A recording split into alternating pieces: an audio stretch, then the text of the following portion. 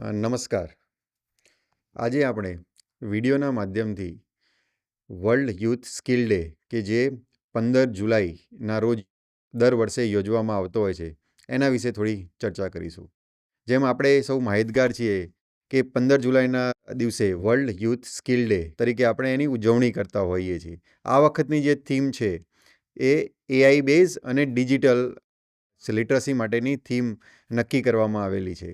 આપણે જેમ જાણીએ છીએ કે વોકેશનલ એજ્યુકેશન ધોરણ 9થી 12ના વિદ્યાર્થીઓની લગભગ અત્યારે સરકારી અને અનુદાનિત શાળાઓમાં વોકેશનલ એજ્યુકેશનની કામગીરી ચાલી રહી છે. તો જ્યારે આપણે વર્લ્ડ યુથ સ્કિલ ડેની વાત કરીએ તો આ વિદ્યાર્થીઓ માટે તો એનું ખૂબ જ ઘણું મહત્ત્વ થાય છે. હવે આપણે શાળાઓમાં આ દિવસે કઈ પ્રકારની એક્ટિવિટી કરી શકીએ કે વર્લ્ડ યુથ સ્કિલ ડેને કઈ રીતે આપણે સારી રીતે મનાવી શકીએ કે જેથી વોકેશનલ એજ્યુકેશન, સ્કિલ એજ્યુકેશનનું મહત્ત્વ તમામ વિદ્યાર્થીઓ સુધી પહોંચે અને ઓવરઓલ સમાજમાં સ્કિલ એજ્યુકેશનને આપણે કઈ રીતે પ્રભાવ છે એના વિશે આ ઉત્સવ મનાવવામાં આવે છે. વિદ્યાર્થીઓમાં રહેલી જે ક્ષમતાઓ છે એ ક્ષમતાઓને પ્રદર્શિત કરવા માટે આપણે એનો ઉપયોગ કરી શકીએ.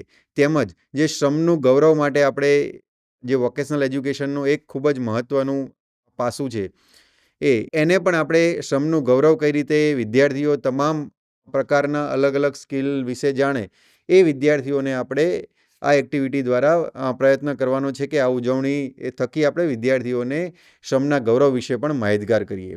તો આપણે હવે જાણીએ કે કઈ પ્રકારની એક્ટિવિટી શાળા કક્ષાએ આપણે કરાવી શકીએ એમને. તો વિદ્યાર્થીઓ પોતાનામાં રહેલી જે સ્કિલ છે એ સ્કિલને પ્રદર્શન કરવા માટેનું એક વિદ્યાર્થીઓને આ દિવસે આપણે એક પ્લેટફોર્મ આપીએ કે વિદ્યાર્થીએ પોતે કોઈ મોડલ બનાવેલું હોય, કોઈ પોસ્ટર બનાવેલું હોય, કોઈ પ્રોજેક્ટ બનાવેલું હોય તો એને તમામ વિદ્યાર્થીઓ વોકેશનલ અને અન્ય તમામ વિદ્યાર્થીઓ સુધી એનું પ્રદર્શન કરે અને પોતાનામાં રહેલી જે સ્કિલ છે એ સ્કિલને બધા વિદ્યાર્થીઓ સુધી પહોંચાડવાનો એક મોકો આપીએ એ પ્રમાણેનું આપણે આયોજન કરી શકીએ.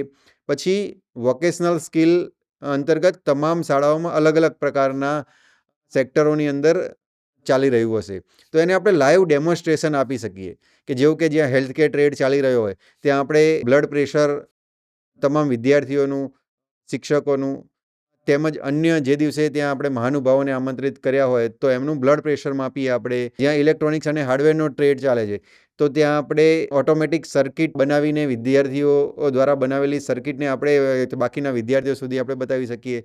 જ્યાં આપણે ફૂડ પ્રોસેસિંગનો ટ્રેડ ચાલતો હોય તો કોઈ લાઈવ ત્યાં આપણે વાનગી બનાવીને કે એ આ રીતે તમામ સેક્ટરોમાં જે પણ વિદ્યાર્થીઓ પોતાની જે સ્કિલ છે એ સ્કિલને લાઈવ ડેમો કરવા માંગતા હોય તો એક લાઈવ ડેમોનું આપણે આયોજન કરી શકીએ.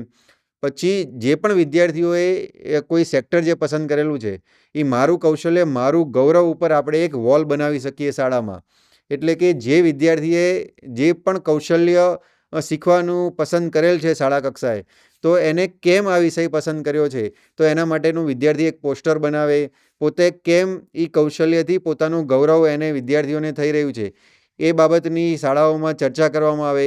એ પોસ્ટર બનાવી અને તમામ વિદ્યાર્થીઓ પોતાનું પોસ્ટર પોતાના શરીર ઉપર લગાવીને કે એના આખી એક પોસ્ટરની વોલ બનાવે અને પોતે શા માટે એ કૌશલ્ય સાથે જોડાવા માંગે છે એના વિશેની ચર્ચા વિદ્યાર્થીઓ કરે એ પ્રમાણેનું આયોજન આપણે શાળા કક્ષાએ કરી શકાય.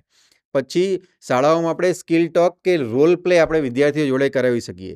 એટલે કે જે પણ વિદ્યાર્થીઓ કૌશલ્ય શીખી રહ્યા છે એ કૌશલ્યો એમને લાઈફમાં કઈ રીતે એમને મદદરૂપ થશે કે પોતાના આગળ કરિયર બનાવવામાં કઈ રીતે મદદરૂપ થશે એના માટે સ્કિલ ટોક રાખી શકીએ આપણે. રોલ પ્લે આપણે વિદ્યાર્થીઓ દ્વારા કરવામાં આવે એટલે કે નાટકના આયોજનથી કે જે હું કૌશલ્ય શીખી રહ્યો છું એ કૌશલ્ય મને તેમજ ઓવરઓલ સમાજને કઈ રીતે બેનિફિટ થશે એના માટેનો આપણે વિદ્યાર્થીઓ રોલ પ્લે આપણે કરાવી શકીએ. પછી જે સમાજ માટે ઉપયોગી કૌશલ્ય હોય છે એટલે કે સમાજમાં જે પ્રમાણેના અત્યારે આપણે જોઈએ છે જે પ્રકારના કોઈ આપણે પ્રોબ્લેમ ફેસ કરતો હોય તો એનું સોલ્યુશન આ કૌશલ્યથી કઈ રીતે આવી શકશે એના માટે કોઈ વિદ્યાર્થીઓ દ્વારા પહેલાં તો સૌપ્રથમ પ્રોબ્લેમ એક આઈડેન્ટિફાઈ કરવામાં આવે. એ પ્રોબ્લેમને સોલ્વ આ કૌશલ્યથી કઈ રીતે કરવામાં આવે એના માટેનું એક ડેમોન્સ્ટ્રેશન કરાવી શકાય આપણે વિદ્યાર્થીઓને કે આ પ્રોબ્લેમ મારી શાળાઓમાં કે મારી સમાજમાં અત્યારે આ પ્રોબ્લેમ છે તો એના નિવારણ માટે જે હું કૌશલ્ય શીખી રહ્યો છું એ કૌશલ્ય દ્વારા હું એને કઈ રીતે નિવારણ કરીશ તો એના માટેની આપણે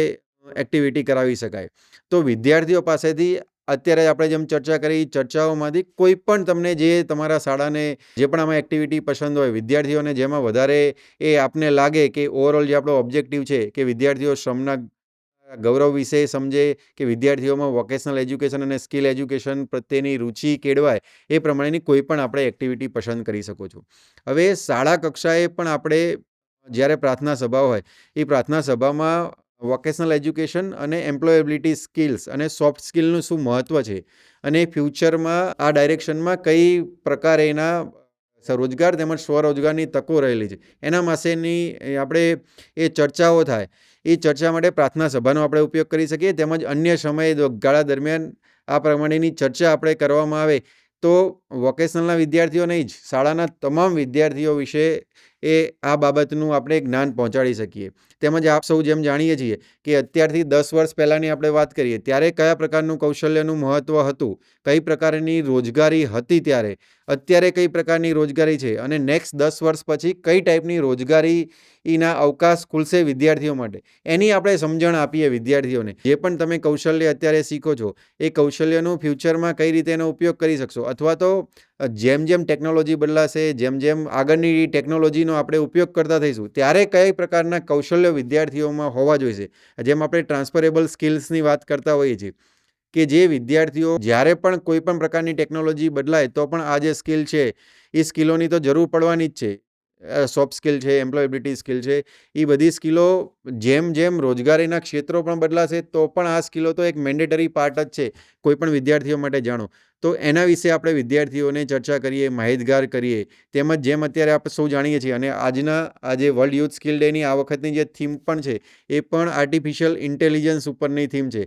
એટલે કે આર્ટિફિશિયલ ઇન્ટેલિજન્સ અને ડિજિટલ જે લિટરસી છે એ ડિજિટલનું કેટલું મહત્ત્વ છે કે ફ્યુચરમાં એનાથી કઈ રીતે એ દુનિયા બદલાતી રહી છે.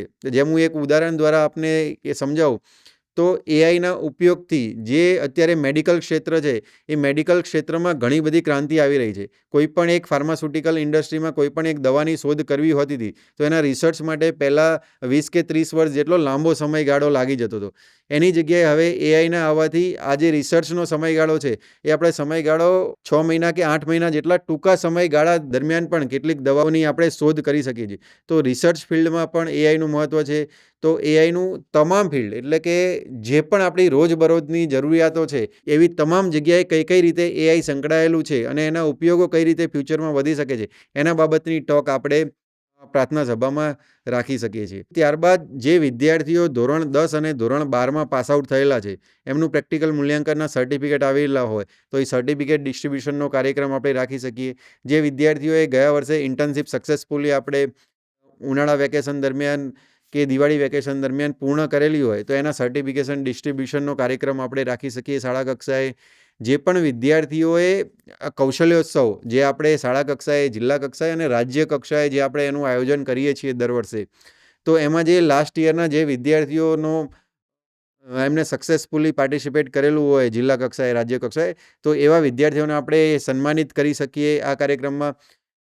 ઘણી બધી શાળાઓમાં વોકેશનલ એજ્યુકેશનની લેબ પણ બનેલી હશે. જે લેબ છે એ લેબના આપણે લોકાર્પણ કાર્યક્રમ કોઈ પણ મહાનુભાવને બોલાવીને રાખી શકીએ. તેમજ આઈટીઆઈના તજજ્ઞો છે કે કોઈ આપણે કરિયર કાઉન્સિલર છે, કરિયર જે ગાઈડન્સ આપતા હોય એવા કોઈ અધિકારીશ્રીઓ કે તજજ્ઞો હોય તો એને પણ વર્લ્ડ યુથ સ્કિલ ડેનું શું ઇમ્પોર્ટન્સ છે, એ કેમ આપણે ઉજવીએ છીએ અને એના વિશે માહિતગાર વિદ્યાર્થીઓને કરવા માટેનું પણ આપણે આયોજન કરી શકીએ. આમ આપણે જેમ જોયું કે શાળા કક્ષાએ વિદ્યાર્થીઓ દ્વારા કંઈક એને લાઈવ ડેમોન્સ્ટ્રેશન કરવા માટેનો એક મોકો આપીએ, તેમજ શાળા કક્ષાએ આ એક ઉત્સવની જેમ આપણે ઉજવીએ કે જેથી કરી અને વિદ્યાર્થીઓને સ્કિલ એજ્યુકેશન પ્રત્યે એક લાગણી ઊભી થાય, તેમજ વિદ્યાર્થીઓમાં શ્રમનું ગૌરવ અને શ્રમનું જે મહત્ત્વ છે એના વિશે તમામ વિદ્યાર્થીઓ માહિતગાર થાય એ પ્રમાણે આયોજન કરવાનું આપણે થાય છે. તો રાજ્ય કચેરીમાંથી આપણે સમગ્ર શિક્ષાના state project director Shri, additional state project director Shri તેમજ વોકેશનલ બ્રાન્ચના જે શાખા અધિકારી શ્રી છે એ તમામ સર્વેના માર્ગદર્શનથી આપણે આ જે તહેવાર છે કે આજે 15 જુલાઈએ ખૂબ જ સારી રીતે તમામ શાળાઓમાં એની ઉજવણી કરીએ તે પ્રમાણેનું આયોજન કરવાનું આપણે થાય છે. તેમજ આ ઉજવણી કર્યા બાદ એના ફોટોગ્રાફ્સ છે, જે પણ વિડીયોગ્રાફી આપણે કરેલી હોય એને પણ આપણે સારી જગ્યાએ એને આપણે યુઝ કરી શકીએ. તો એ પર્પઝથી આપણે રાજ્ય કચેરી દ્વારા એક એના માટેની લિંક બનાવેલી હશે. એ લિંકમાં આપની શાળામાં જેની પણ આપણે ઉજવણી કરેલી છે એ ઉજવણીનું ટૂંકું લખાણ અને જે સારા ફોટોગ્રાફ્સ હોય કેટલાક એ ફોટોગ્રાફ્સની વિગતો આપને શેર કરવાની રહેશે.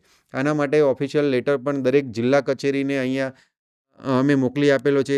તો તમામ જિલ્લાઓ દ્વારા પણ તમામ શાળાઓને ઉપરોક્ત બાબતનું કઈ રીતે આયોજન કરવું છે અને એમાં એને મદદની કોઈ જરૂર હોય તો એ મદદ પણ તમામ જિલ્લાઓ દ્વારા કરવામાં આવે. અને જે આપણા બ્લોક રિસોર્સ પર્સન છે એ બ્લોક રિસોર્સ પર્સન દ્વારા સારી રીતે વર્લ્ડ યુથ સ્કિલ ડેની ઉજવણી થાય અને આપણા વોકેશનલ તમામ શાળાઓમાં આની ઉજવણી જે પ્રમાણેના કાર્યક્રમો શાળાને અનુકૂળ હોય એ પ્રમાણેના ચૂઝ કરી અને વિદ્યાર્થીઓ સુધી અત્યારથી જ માહિતી પહોંચાડીએ કે જેથી કરી વિદ્યાર્થીઓ એ દિવસે તૈયાર રહે 15 જુલાઈના દિવસે અને ખૂબ જ સફળતાપૂર્વક આપણે કાર્યક્રમનું આયોજન કરીએ.